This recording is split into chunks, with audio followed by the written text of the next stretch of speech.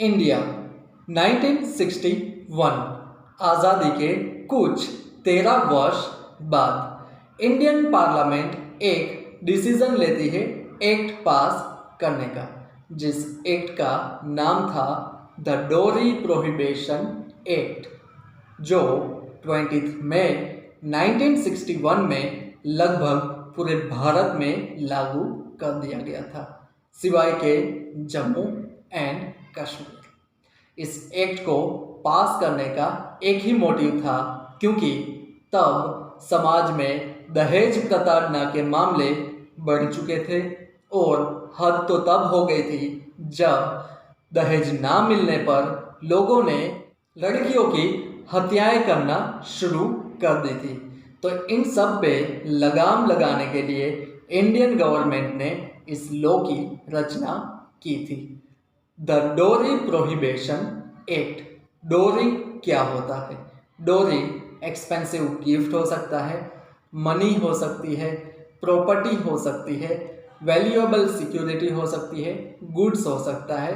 ये सब चीज़ें लड़की वालों की तरफ से लड़कों को दिया जाता है मैरिज के टाइम पे। तब इंडियन गवर्नमेंट ये प्रमोट करने का बिल्कुल भी इरादा नहीं था, इसलिए इस एक्ट के तहत अगर आप दहेज देते हो या तो दहेज लेते हो या तो आप कोई एडवर्टाइजमेंट करते हो डोरी दे के शादी करने का, तो ये एक क्राइम है। अब अगर आप ये सब चीज़ें करते हो तो उसके लिए पनिशमेंट क्या होगी? पनिशमेंट ये है कि 5 साल तक आपको जेल हो सकती है और 50,000 तक का जुर्माना भी देना पड़ेगा। तो जैसे जैसे समय बदलता है, ठीक वैसे वैसे दहेज लेने का तरीका और क्राइम करने का तरीका बदलता गया। तो आते आते 2005 आ गया, तो वापस से इंडियन पार्लियामेंट ने एक और एक्ट पास करने का डिसीजन लिया। इसमें वुमन को एक्स्ट्रा लेयर दिया गया है प्रोटेक्शन का, जिसे ये लॉ एज अ शील्ड की तरह वुमन के लिए काम आ सकता है, जिस एक्ट का नाम था द डोमेस्टिक वायलेंस एक्ट, जिसे हम 498A के नाम से भी जानते हैं। अगर हस्बैंड अपनी वाइफ को मेंटल टॉर्चर करता है, या तो फिजिकल हरासमेंट करता है, या तो सेक्सुअल हरासमेंट करता है, तो वाइफ पुलिस स्टेशन जाके द डोमेस्टिक वायलेंस एक्ट के तहत 498 का केस रजिस्टर कर सकती है हस्बैंड के खिलाफ। तो अब तक तो ठीक था, वो शील्ड की तरह काम चल रहा था, लेकिन अब ये धंधा बन चुका है। अगर मैं ये प्रोफेशनली लैंग्वेज में बोलूँ तो ये सो कॉल्ड बिजनेस मॉडल बन चुका है। अगर आंकड़ों की माने तो नेशनल क्राइम रिकॉर्ड्स ब्यूरो के मुताबिक सालाना 1 लाख केस रजिस्टर होते हैं डोरी केस के। On an average 13 to 14% cases ऐसे रहते हैं जो जेन्युइन रहते हैं। कुछ रिपोर्ट के हिसाब से 80% डोरी केसेस फेक रहते हैं, जेन्युइन नहीं रहते हैं। और कुछ रिपोर्ट का ये दावा है कि 98% डोरी केसेस इंडिया में फेक रहते हैं, जेन्युइन नहीं होते हैं। तो ये धंधा कैसे बन गया है? धंधा औरतों की नियतों की वजह से बन गया है, पुलिस वालों की नियतों की वजह से बन गया है, लॉयर की नियतों की वजह से बन गया है। सैड रियलिटी ये है कि जो जेन्युइन औरतें हैं, जिनको इस लॉ की रिक्वायरमेंट है, वो लोग ये लॉ यूज ही नहीं कर पाते हैं। इनके पीछे 2 रीज़न हैं।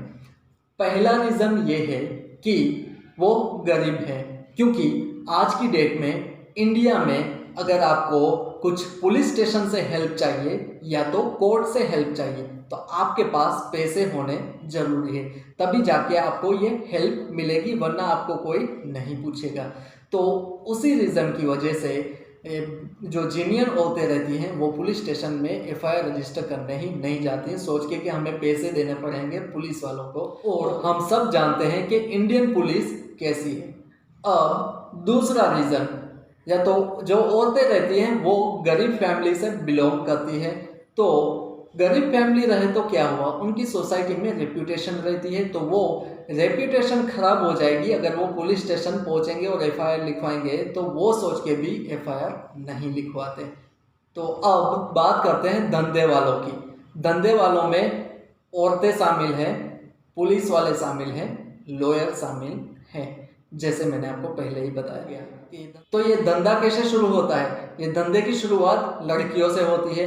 लड़कियों की अपने हस्बैंड से कुछ छोटी बात के लिए अनबन हो जाती है, या तो लड़के के पेरेंट्स अच्छे नहीं लगते, उनके साथ नहीं रखना चाहते, तो अब ये क्या होता है, लड़कियां पुलिस स्टेशन जाती है एफआईआर लिखवाने हस्बैंड और हस्बैंड के रिलेटिव्स के खिलाफ और पेरेंट्स के खिलाफ। तो अंडर 498 एक्ट के तहत अगर लड़की सिर्फ वर्बली अपना एक बयान दे दे पुलिस स्टेशन में, तो ये पुलिस वाले उसको एफआईआर रजिस्टर कर लेंगे 498 के तहत। ना तो कोई प्रॉपर इन्वेस्टिगेशन करेंगे, ना तो कोई प्रॉपर एविडेंस चाहिए लड़की को ये केस रजिस्टर करने के लिए, एफआईआर रजिस्टर करने के लिए। और पुलिस वालों को हम सब लोग जानते हैं कि जब भी आप पुलिस वालों का इमेज देखते हो अपने माइंड में, तो वो पैसा ही देखते हो, पैसा लेते हुए पुलिस वाले को ही देखते हो।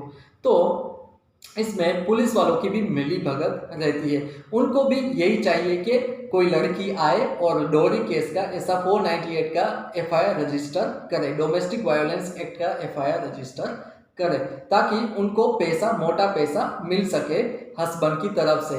क्योंकि ये आजकल ये सब एजुकेटेड लड़कियां रिवेंज लेने के लिए या तो हस्बैंड और उनकी फैमिली को परेशान करने के लिए केस करती है, और साथ ही साथ उनको पता रहता है कि उनको ज़्यादा पैसा मिलेगा ये अगर ये 498 केस का एफआईआर रजिस्टर करते हैं। क्योंकि उसका एक ही रीज़न है दोस्तों, क्योंकि ये केस चलेगा आपका 5 से 7 साल तक। जी हाँ दोस्तों, 5 से 7 साल तक ये केस चलता है, और उसी बीच में हस्बैंड और उसके फैमिली को इतना मेंटल टॉर्चर होता है, इतना हरासमेंट होता है, ताकि वो सोचते हैं कि बीच में ही हम कॉम्प्रोमाइज़ करके जो लड़की जितना पैसा मांगती है उतना पैसा हम उनको दे के ये केस बंद करें। तो यहाँ पे लड़की को भी पैसा मिलता है, पुलिस वालों को भी मिलता है, और तीसरा खिलाड़ी की बात करें तो लॉयर। जी हाँ दोस्तों, लॉयर का ये आज का बड़ा धंधा बन चुका है। लॉयर डराएंगे हस्बैंड को, और हस्बैंड को बोलेंगे कि आपको ये बेल लेना है, आपको फलाना करना है, आपको ढिमका करना है, 2-3 लाख आपके ऐसे ही ऐंठ लेंगे लॉयर्स लोग। क्योंकि ये कंप्लीट बिजनेस बन चुका है, क्योंकि उनको पता है डरा डरा के ही बिजनेस करना है। वो बोलेंगे आपकी वाइफ ये कर देगी, वो कर देगी, तो ये सब चीज़ें कर करके पैसे ऐंठ रहे हैं। तो दोस्तों, मेरी एक ही रिक्वेस्ट है, इस वीडियो को ज़्यादा से ज़्यादा लोगों तक शेयर कीजिए, ताकि ये वीडियो हमारे लॉ एंड ऑर्डर सिस्टम तक पहुँचे और ये वीडियो देखें और इस लॉ को चेंजेस करने का कुछ सोचें। क्योंकि हाई कोर्ट के जज ने तो यहाँ तक कह दिया है कि ये लॉ लीगल टेररिज्म है इंडिया में। ये अब वेपन की तरह लड़कियाँ यूज़ कर रही है अपने हस्बैंड के अगेंस्ट, और इसमें अननेसेसरी हस्बैंड और उसके पेरेंट्स को भी बहुत सारा मेंटल टॉर्चर झेलना पड़ रहा है, और ये एक क्राइम को भी बढ़ावा दे रहा है। क्योंकि ऐसे केसेस 5 साल 7 साल तक चलते हैं, तो इस बीच में हस्बैंड अपने पेशेंस लेवल को लॉस्ट कर देता है, और वो एक ऐसा कदम उठा लेता है जहाँ पे अपनी वाइफ को मार देता है, या तो वाइफ के रिलेटिव्स को भी मार देता है, हत्या कर देता है, मर्डर कर देता है। तो ये एक क्राइम को बढ़ावा दे रहा है आज की डेट में। ये लॉ बायस्ड हो चुका है, इसको चेंजेस करने की बहुत ही ज़रूरत है आज की डेट में, वरना आगे जाके ये लॉ बड़ी मुसीबतें पैदा कर सकता है। तो आज के वीडियो में बस इतना ही, मिलते हैं अगले नॉलेजफुल वाले वीडियो में। तब तक के लिए आप लोग खुश रहें, स्वस्थ रहें, इस वीडियो को शेयर करते रहें। धन्यवाद।